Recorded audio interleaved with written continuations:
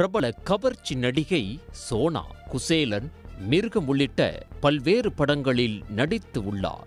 அவர் தமது வாழ்க்கை சம்பவங்களை தழுவி ஸ்மோக் என்ற பெயரில் வெப் சீரிஸ் ஒன்றை இயக்கியுள்ளார். இந்த வெப் சீரிஸ் விரைவில் வெளியாகும் என அறிவிக்கப்பட்டது.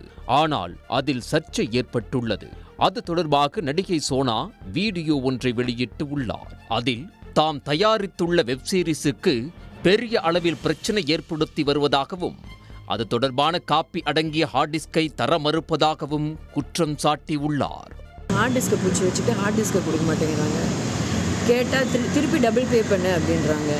டபுள் பே பண்ணால் சரி அதையாவது நம்ம இப்போ ஹார்ட் டிஸ்க் எப்படியாவது வாங்கிடலான்னு சொல்லிட்டு 40,000 கட்டலாம்னா இல்லை 40,000க்கு ஏற்கனவே இப்போ பே பண்ண 40,000க்கு திருப்பி 1,20,000 கட்ட சொல்கிறாங்க. அதுக்கு ஃபோன் பண்ணி பேசினா பிஸியாக இருக்கேம்மா இப்படின்னு பேசுகிறது நக்கல் பண்ணிட்டு இருக்காங்க.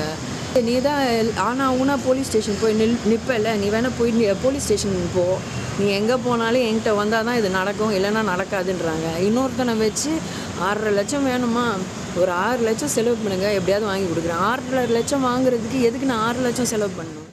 இந்த நிலையில் நடிகை சோனா வடபழனியில் உள்ள தென்னிந்திய திரைப்பட தொழிலாளர் சம்மேளனமான பெப்சி அலுவலகத்துக்கு சென்றார்.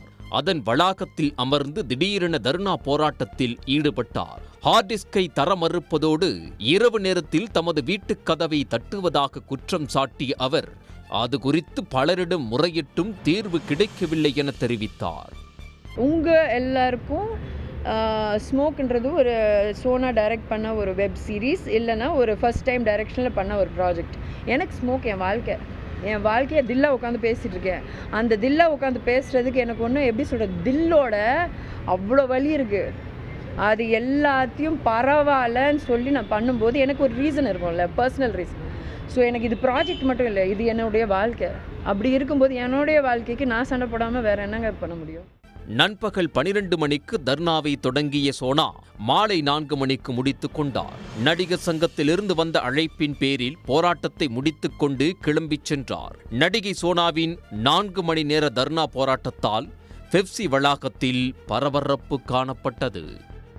உடனுக்குடன் செய்திகளை தெரிந்து கொள்ள சன் நியூஸ் பெல் ஐகானை கிளிக் பண்ணுங்க.